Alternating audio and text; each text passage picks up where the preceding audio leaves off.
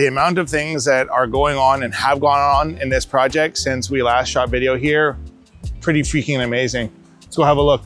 Let's stop here and talk about the siding for a second. Unfortunately, there was some decisions made by our siding contractor that were in contradiction to what we had specified and what we would ask them to do. Our job as GCs is to kind of work with everybody to figure out a solution to the problem. In this particular case, things were just wrong. And so it's a pretty easy conversation for us to have with our trade partner and say, hey, like guys, like this is definitely not what we asked for. And they were very responsive and said, yeah, you know what, we screwed up. There is no project that goes perfectly smoothly, despite how hard we try or any other contractor out there tries, it will never go perfectly. What matters is how we work through the issues that pop up, all right? This is gonna be getting fixed and it's gonna be different the next time we see it. Cool. All right, so we are now inside on the main floor at Parkside Manor. And my gosh, if we go back to what this home looked like when our clients first took possession of it to where we're at today, I mean, it's mind-boggling. I cannot get over how luxurious this large format tile is that our client has selected. It is absolutely magnificent. Standard for any Sprucehill project is some form of anti-fraction membrane underneath all tiled surfaces. We really like the Schluter Dietra membrane. This is, in my opinion, the best anti-fraction membrane available on the market. Whenever we install this, we don't hear back from clients because grout lines don't shift, and this is the anti-fraction membrane that I think everybody should be using. If we just come over here and just see how straight this grout line is, for example, right? Like, this stuff does not happen by accident, and the only way you get these kinds of results is by working with real professionals. We're them. All right, let's go upstairs. We are starting to get our door frames in for our caseless flush mount interior doors. So that is what those are gonna look like. One of the things that I was just discussing with the client is just the finish on the end of this cabinet here. Now, this looks a little bit like a zebra, doesn't it? So these are the sorts of things that we work with our clients and our trade partners on to remedy and sort out. But given how expensive rift cut oak is, it's not gonna meet our quality standards. Coming in here, I think we've shot it before, but just to get it again, we've got this amazing mitered corner bench here. It looks like one big brick, but it's actually pieces of tile. This is Decton.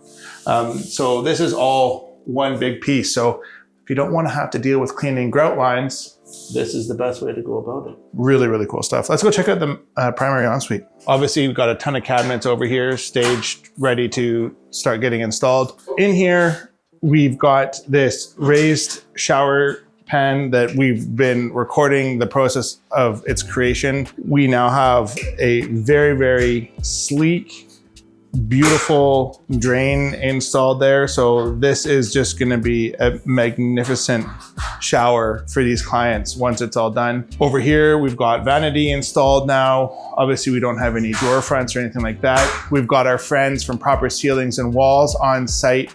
This house has really, really, really difficult to achieve drywall details. So these guys are really, really good at working with us and working with the other trades to make sure that everybody can move their piece forward. Normally when you're doing most construction projects, drywallers come in, blast everything out, and then they're gone. Because of the details that we're doing on this project, we actually have to have our drywallers here at the same time as our cabinet makers, which is very, very unusual. But that's how it is. Coming in here, closets are looking good. So we've got cabinets going in. In here, we've got some cleats here for floating shelves. So that stuff is all going in.